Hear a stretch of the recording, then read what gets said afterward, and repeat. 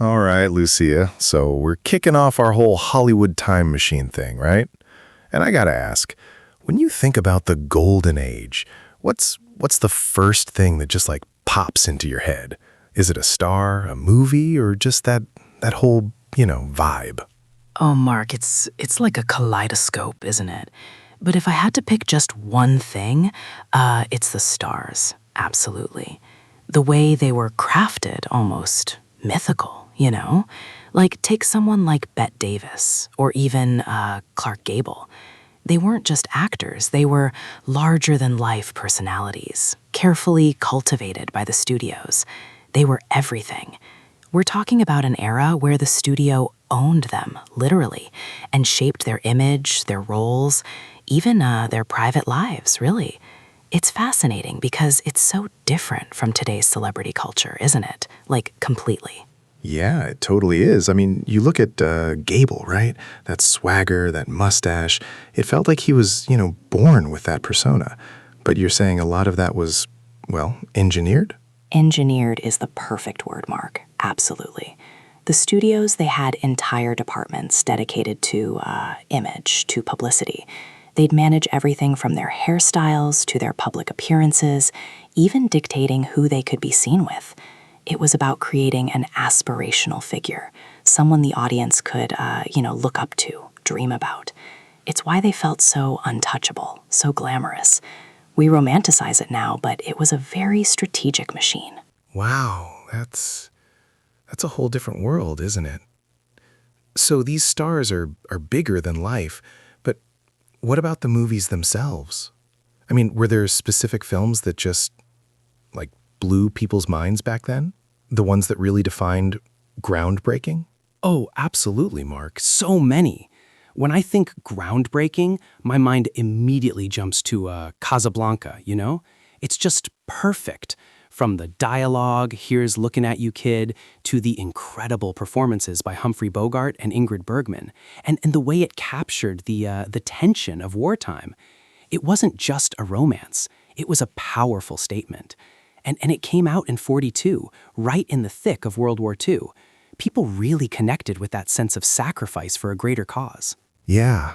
I mean, everyone talks about Casablanca. It's just one of those, like, timeless classics.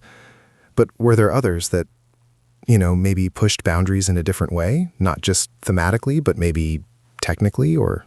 Oh, for sure. Citizen Kane in 1941, directed by Orson Welles. That one was visually revolutionary. The deep focus cinematography, the non-linear storytelling, it was just so ahead of its time. Orson Welles, he was only 25 when he made that. The techniques he employed, they're still studied today. It totally changed the way filmmakers approach narrative and visual composition. It was a masterpiece, but also quite controversial for its time too, because of its portrayal of a certain newspaper mogul. Do you know what I mean? Huh, 25. Wow, that's incredible. So we've got these huge stars, these groundbreaking films, but I'm curious, what about the folks behind the curtain? The producers, the writers, maybe even some of the character actors who, like, really made those movies sing but didn't get top billing. Were there any unsung heroes that really defined the era for you? Oh, Mark, there are so many. Like, someone like David O. Selznick. He was the powerhouse producer behind Gone with the Wind. He was a true visionary, but also a notorious perfectionist, right?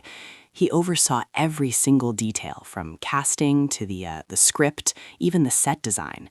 He truly believed in the grand spectacle, and that film is a testament to his relentless pursuit of that vision. Without producers like him, those epic films simply wouldn't have existed. They were the ones pulling all the strings. Right, the puppet masters almost. Exactly. And then you also have the character actors who were just invaluable.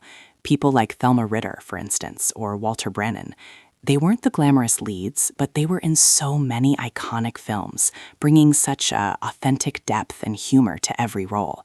You'd recognize their faces instantly, even if you couldn't always remember their names. They were the backbone, the glue that, held so many stories together.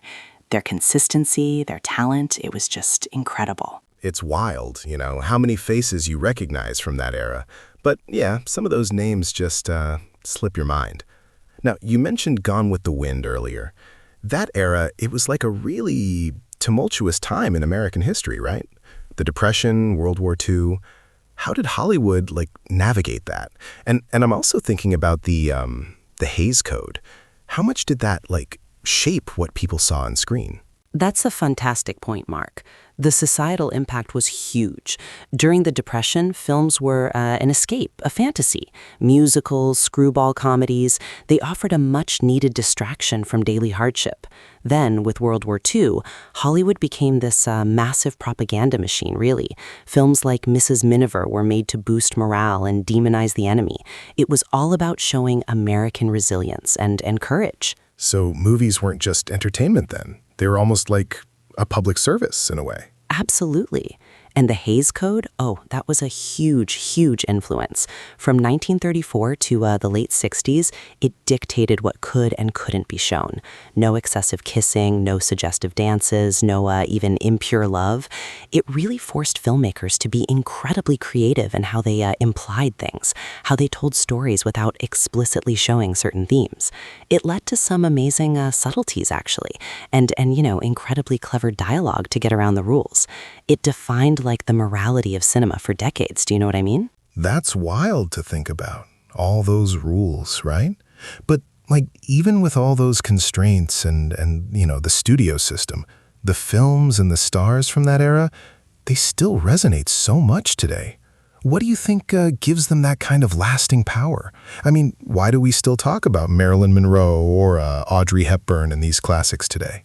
Well, Mark, I think it's because the stories themselves, at their core, are timeless. Themes of love, loss, heroism, sacrifice, they're universal. Plus, the sheer craftsmanship was just exceptional. The writing was sharp, the acting was often incredibly nuanced despite the glamour, and the direction was, innovative. Also, I think there's a certain nostalgic allure. People today are still drawn to that sense of elegance, that old-school charm that feels so distinct from our modern, often chaotic world. It's an escape still. So it's not just the films, but the whole aesthetic of the time that really holds up. Absolutely. Think about the fashion. Audrey Hepburn, Grace Kelly, their styles are still emulated today, right? The glamour, the sophistication, a certain je ne sais quoi that really just captivates us. It's a blend of artistry, storytelling, and that unique, unforgettable mystique that Hollywood perfected back then.